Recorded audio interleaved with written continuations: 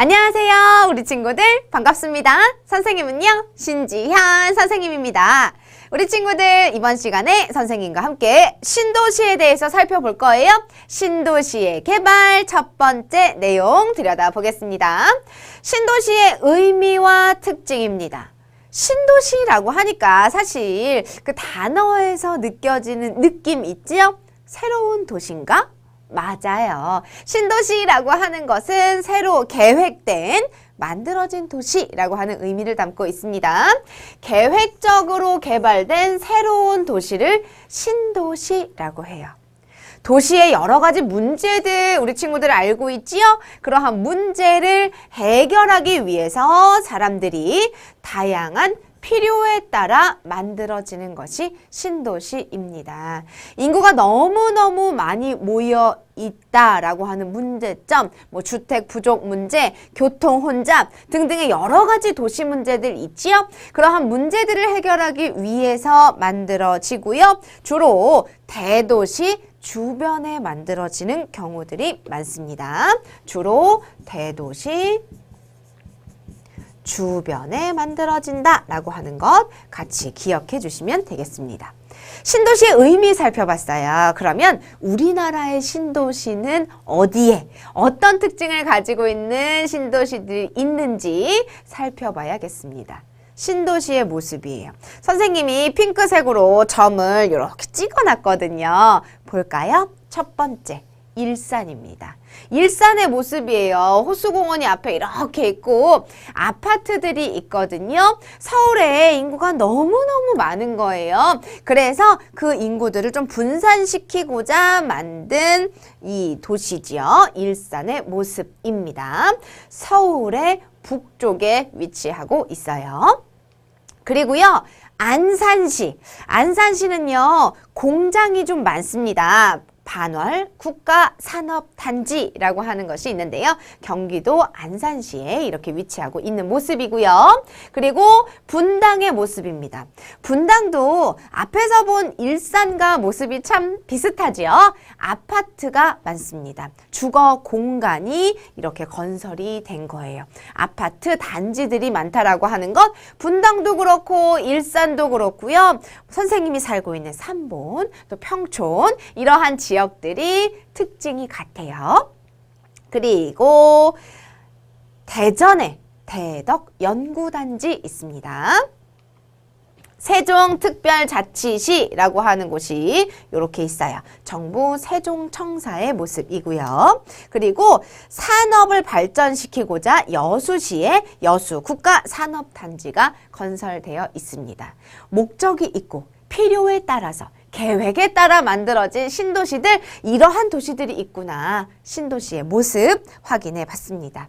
하나하나 또 볼까요? 일산, 분당은 무엇이 목적이었을까? 서울과 같은 대도시의 인구 집중으로 인해 생긴 주택 부족 문제를 해결하기 위해서 신도시로 만들어졌습니다. 그래서 실제로 이곳에 가보면요, 아파트 단지들이요, 정말 많아요. 거기에다가 계획을 해서 생긴 도시이기 때문에 도로들이요, 반듯반듯하고 널찍널찍합니다. 반월 국가산업단지, 여수국가산업단지는 우리 친구들 이 단어에서도 느낌이 오죠. 산업단지라고 하는 공통점 있습니다. 반월 산업단지는 안산에 있었어요. 지역의 산업을 발달시키기 위해서 만들어졌고요. 이곳에 가면 공장을 많이 볼 수 있죠. 대전광역시의 대덕연구단지는요, 과학기술의 발전을 위해서 만들어진 곳입니다. 여러 가지 연구를 하는 곳이라고 하는 의미가 있어요. 여러 가지 과학연구, 교육시설과 같은 것들이 대전광역시에 있습니다. 그리고 세종특별자치시, 수도권에 집중된 인구와 기능으로 인해 발생한 여러 가지 문제를 해결하고 나라 전체를 골고루 발전시키기 위해서 정부청사를 이전했습니다. 이렇게 우리 친구들 여러 가지 신도시의 모습 확인해 봤어요. 교과서 핵심 자료. 그럼 신도시는 문제점이 없을까? 대도시의 여러 가지 문제들을 해결하기 위해서 계획을 해서 만든 도시들도요. 또 그들 나름의 문제점 있습니다. 신도시에서 발생하는 문제점. 교통 혼잡. 신도시에 사는 사람들 중에는요, 대도시로 출퇴근하는 사람들이 많습니다. 그래서 출퇴근 시간에는요, 어마어마하게 막힙니다. 이로 인해 출퇴근 시간에는 교통 문제가 발생하기도 함. 대부분 교통 혼잡, 출퇴근 시간에는 보통 한 30분 정도 되는 그 거리를 출퇴근 시간에는 1시간 이상 걸리는 그러한 교통 혼잡 문제 발생하고 있고요. 또 지역의 산업을 발전시키기 위해서 만든 신도시에서는 여러 가지 공장과 산업시설들이 모여 있습니다. 산업 단지잖아요. 그러다 보니까 그곳에서 발생하는 여러 가지 오염물질들 있을 수밖에 없지요. 그래서 환경오염 문제 발생하고 있지요. 이로 인해 대기오염, 수질오염 등의 환경 문제가 발생하고 있습니다. 사진이에요. 신도시에서 대도시로 출퇴근하는 사람들의 모습. 보기만 해도 답답하죠. 교통 혼잡이 이루어지고 있는 모습이고요. 일어나고 있는 모습. 공장이 모여있는 신도시의 모습입니다. 그럼 도시라고 하는 거는 누가 만드는 걸까? 계획을 했다라고 했거든요. 도시는 누가 만드는 것인가? 도시는요, 많은 사람이 함께 살아가는 곳이므로 한 사람이 독단적으로 모든 것을 결정하고 만들 수는 없습니다. 도시를 만들려면 엄청난 비용이 들기 때문에 나라에서 계획을 하고, 어디서 계획한다고요? 바로 나라입니다. 나라에서 계획을 하고 각 분야의 전문가들이 참여해서 도시를 만듭니다. 하지만 도시가 제대로 만들어지려면 전문가 이외에도 도시에 살고 있는 사람들의 참여가 필요합니다. 도시에 살고 있는 사람들의 참여가 필요한 이유는요, 도시에서 가장 중요한 것은 그 도시에 살고 있는 사람들이기 때문입니다. 도시를 계획한다라고 하는 것은 한 사람이 할 수 없다. 그래서 나라에서 여러 가지 것들을 계획하고 전문가들이 참여해서 도시를 만드는데, 전문가들 이외에도 정말 중요한 역할을 담당하고 있는 사람들, 그곳에 살고 있는 사람들, 그 사람들의 참여가 필요하다라고 하는 거죠. 수원시에서는 어린이와 청소년 등을 비롯한 시민들의 참여를 통해서 2030년 도시계획을 세웠습니다. 이렇게 우리 친구들 도시는 계획해서 신도시 만들어진다라고 했는데요. 어떻게 만들어지는지, 누가 만드는 것인지 확인해 봤습니다. 도시를 만드는데 주민들의 참여가 필요한 이유 앞에서 확인해 봤는데요. 도시에서 살고 있는 주민들이 바라고 그들이 행복하게 살 수 있는 도시를 만드는 것이 중요하기 때문에 도시를 만드는데 주민들의 참여가 꼭 필요한 것이었습니다. 궁금 Y까지 확인해 봤어요. 우리 친구들 네 번째 소단원 신도시의 개발 두 번째 이야기 살펴볼게요. 사람들이 살기 좋은 신도시. 신도시라고 하는 것은 계획하에 만들어진 도시라고 했습니다. 그러한 도시, 사람들이 살기 좋은 도시, 신도시, 어떠한 특징들을 가지고 있을까? 사람들이 살기 좋은 신도시의 특징은요, 사람과 자연이 조화를 이루는 도시입니다. 조화를 이루는 도시. 사람만 강조하게 되면 환경은 오염될 수밖에 없는데 그 영향은요, 결국 사람에게 돌아옵니다. 자연과 사람의 조화 중요하지요. 이러한 것들을 이루며 행복하고 건강한 삶을 살 수 있는 도시가 사람들이 살기 좋은 신도시 되겠습니다.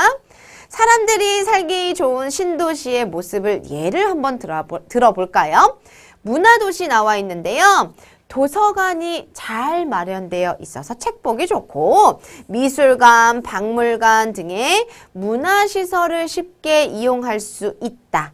그럼 문화도시.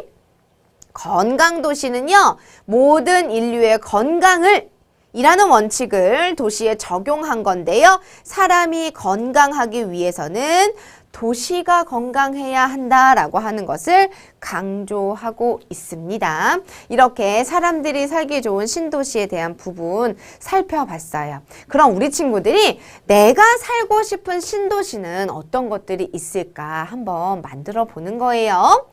내가 만들고 싶은 신도시를 한번 글로 한번 적어 보는 거예요.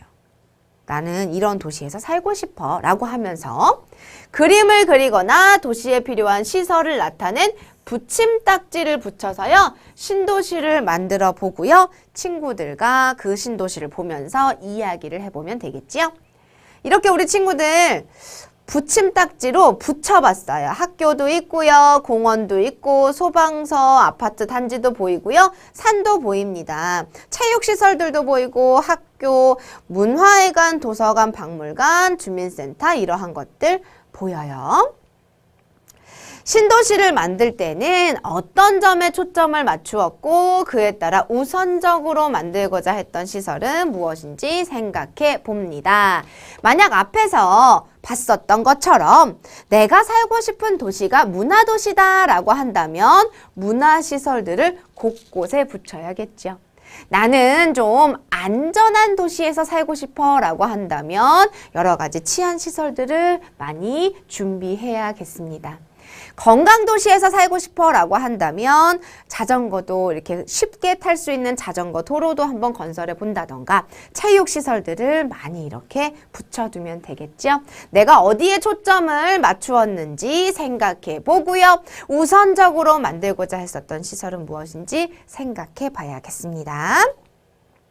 내가 만든 신도시의 특징을 한번 정리해 봅니다. 나는 신도시를 만들 때 가장 먼저 평화도시, 안전도시를 생각했습니다. 가장 중점적으로 무엇을 생각했는지.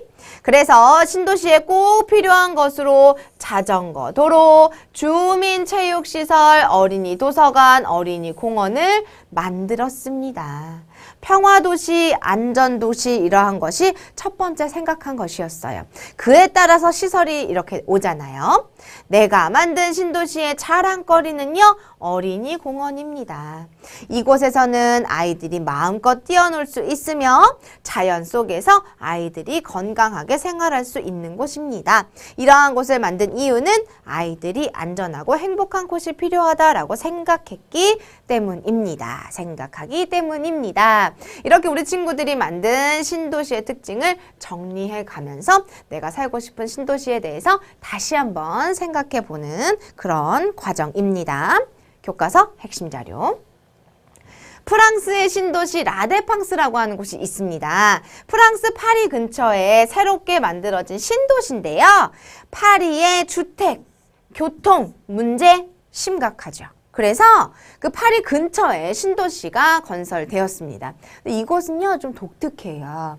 도로에 자동차가 많으면 환경도 오염되고 사람들이 다니기에도 사실은 불편합니다. 그래서 도로를요 땅 밑으로 넣었어요. 그렇기 때문에 위험하기 때문에 일부 도로를 땅 밑으로 만들었어요.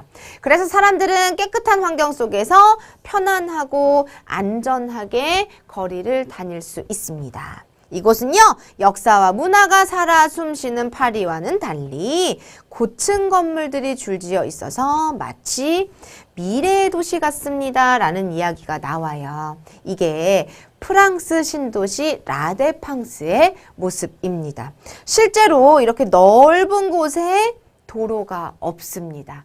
땅 아래로 도로가 지나기 때문에 사람들이 이렇게 편안하게 다니고 있는 모습이에요. 내가 만든 신도시의 이름과 이유, 우리 친구들이 만든 신도시, 평화도시 예로 한번 들어봤어요. 신도시 이름은 평화도시입니다. 어린이들이 평화롭고 행복하게 생활할 수 있는 환경이 잘 갖추어져 있기 때문에 평화도시라고 이름이 붙여졌대요. 신도시를 만들 때 어떤 점을 생각해야 할까? 신도시를 만들 때에는요, 사람들이 살고 싶어 하는 도시가 무엇인지 먼저 알아야 합니다. 그리고 장기적으로 계획해서 사람들이 살고 싶어하는 도시를 만들 수 있는 환경을 마련하는 것도 중요해. 이렇게 우리 친구들 신도시를 만들 때 고려해야 될 점들까지 살펴봤습니다.